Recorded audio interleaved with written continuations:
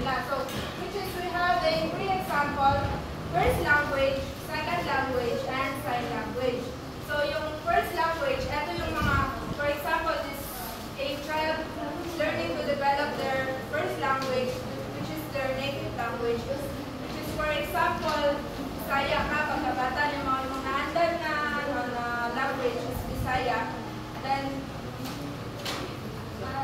ang Bisaya is, yun yung, yung native language mo, which is, yun yung first language mo. And next is second language. Ito yung, when you learn a new language, for example, di ba?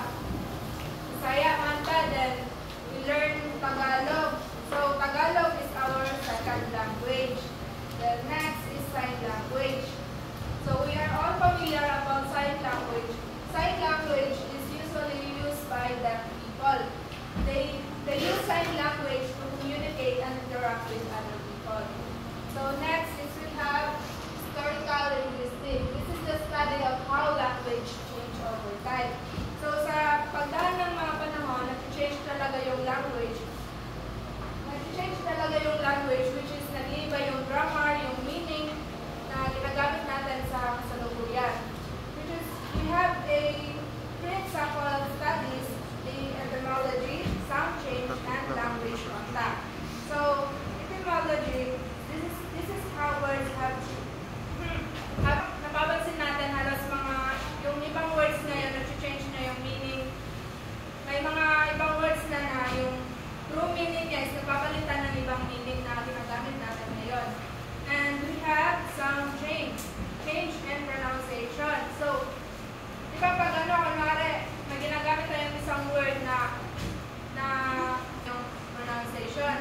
Katulad nung kay Sir Mark na yung tama, nagiging tama. Change ng pronunciation. Tama. Next is language contact. This is the interaction between different language can lead to borrowing and language change. Diba, we are Bisaya and Tagalog. Then we tend to borrow other language. For example, is English. I have an example which is patawad. Diba, patawad, we usually patawad. Kasi yung patawad na word, parang para sa atin, inisip natin siya na sobrang lalim na salita. Kaya, para mas madali, ginagamit natin yung sorry na word. And next is sige. Diba, usually ginagamit natin ngayon, social linguistics. This is the study of the relationship between language and society.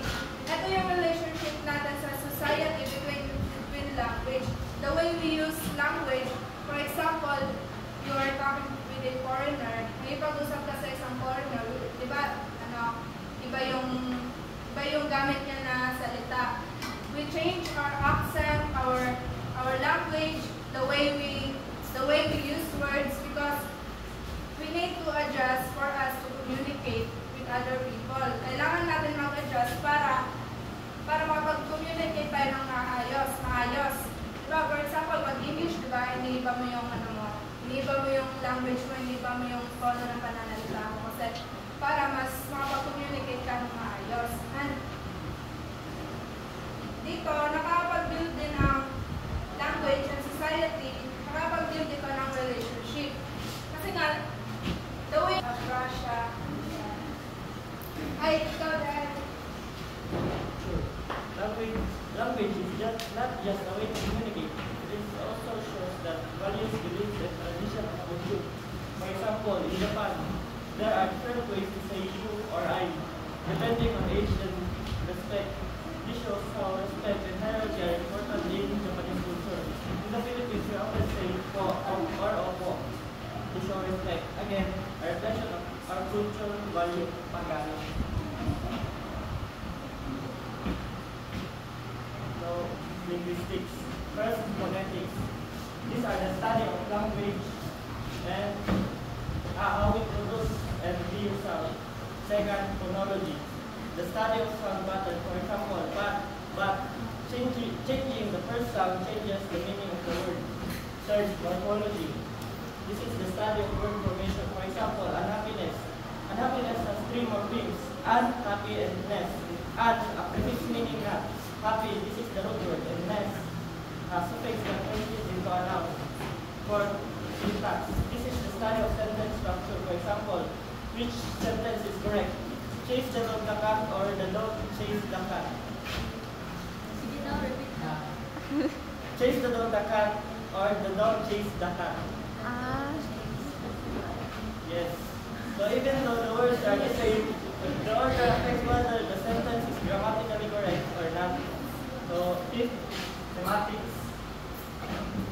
Study of meaning. It focuses what word, phrase, and sentence actually mean, not just how they are formed. For example, bat. It could be an animal or a tool for baseball games. So sixth, pragmatics. Pragmatics is how the meaning changes depending on the context. Like who is talking, what they mean, how they say it, and what the situation is. For example, it's cold in here. The literal meaning of it is the temperature is low. The pragmatic meaning is maybe they want you to close the windows or turn off the fan. That's applied linguistics.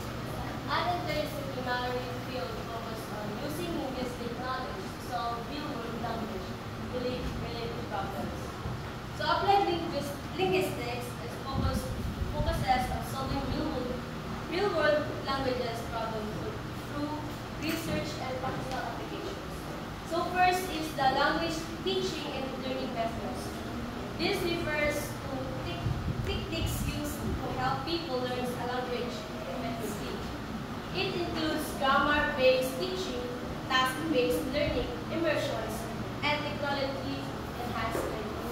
For example, in Filipino class, teacher uses visual aids, storytellings, or games to teach English to grade 1 students. These methods help students understand vocabulary and grammar in a fun way. Second is translation and interpretation. Is converting written text from one language to another. And interpretation is converting spoken language in real time. So for example, is a translator working on a government agency and translate a documents from English to Bisaya or Cebuano so that the residents can easily understand the disaster guidelines. An interpreter, if someone translate a word during Zoom meeting between Japanese or Filipino, so that they can communicate clearly and understand each other.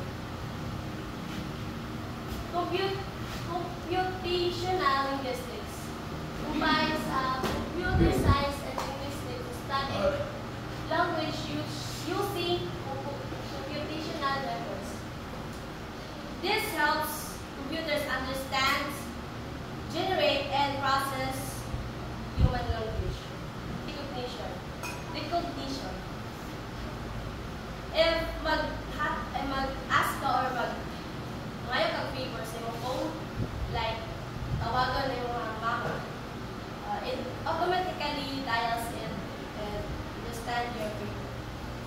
Chatbots. If you order online like Lazada, chatbots will instantly replies sa iyong mga questions about the delivery package. AI tools, like we find answers, write essays, and translate a paragraph. Forensic linguistics is the application of linguistic knowledge and techniques to legal issues. First, this includes analyzing writing or speech to find clues, identify suspects, or verify legal documents. For example, is the voice ID. Kidnapper in a suspect in a kidnapping case identified because his voice on the phone it matches his speaking pattern. Authorship analysis. the suspect sent to the victim na kanang full of scary words like banta. And na sila yung mga i-test if isa to ang kanang mamatcha nag-send ato sa victim. Text analysis. Kada kung mga dato na sila i-hire na pakulo para mag-cover sa ilahang mga sala. And katong suspect, and katong isugo sa suspect na i-cover up ilahang problems is i-test mo to nila and they make sure na i-confess to sa isugo dito sa huli. If case is under pressure or force. Ayun ba, psychological and neurobiological factors involved in language explores how human acquire, use, comprehend, and process language. So, di ba kapag mo tanong ko tayo mag-explore sa mga classmate or sa mga friends, di ba ginasabot ito word by word ko para makabalita ko sa ito ba? And Rita focus on psycholinguistics study between language and mind. So, ginaproces siya, it examines the mental process that enable us to understand and use language. Sa DI, psycholinguistic ay ginagamitan ko siya o casual and formal na pananalita. For example, pag-storya ko sa mga teacher, di ba akong ginagamit kay casual, ay formal atong kay hindi natin sila ka-level, di ba? Pag ka-level na ito, mga student, mga classmate na ito itong usually ginagamit ito casual. So, wala rin sila ang kuhaan sa linguistic, kaya sila ka-focus sa language and mind. So, next, like this endangered language. In their language that is or no longer being used, potentially becoming extinct as their speakers die out or shift to another language. So, makapansin mo or familiar mo word nga alingaw-ngaw? Wala. Alingaw-ngaw? Dili. Ang alingaw-ngaw kay sa English siya kay so, diba madili na lang sila matungugod na ginagamit kay ang alingaw-ngaw na word kay ginagamitan na siya kay Echo. So, napalinig sa sample, no? Banani? Pamilya mo sa bandi? Ano may bandi? Sa bandi? Mga kayamanan. Kapit na. Gamay Facebook na lang. Wala pa. Pangana. Tao? Hayo? Ang kanilas. Pamilya mo aling dalig. Wala. Dalig? Dalig. Dalig ba? Dalig? Dalig. Tama, pamilya mo sa dalig na word. Ang dalig guys, kay kuhan siya swift or quick na word sa English. Diba? Tagal ba mga other words na nakawala karon kay ipagisa ng mga Tagalog na ipagisa na English. So, wala rin sa tanan riya sa sa endangered language.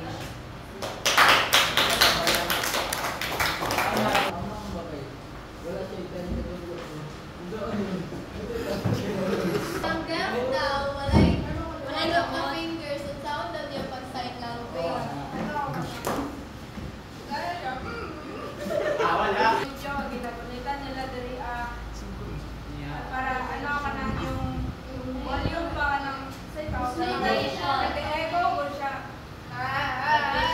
Feel niya yung dito, nag-echo para matutunan niya kung anong words na sinasabi ng tao. Zero. Ang bandi. Ikaw dyan na tayo. So, safe food. Safe na ron. Bandi ba? Ang views mo. Ha? Yun sa What is bandi? Ang bande, ito treasure or kayamanan. Oo naman. Kaya spin ba?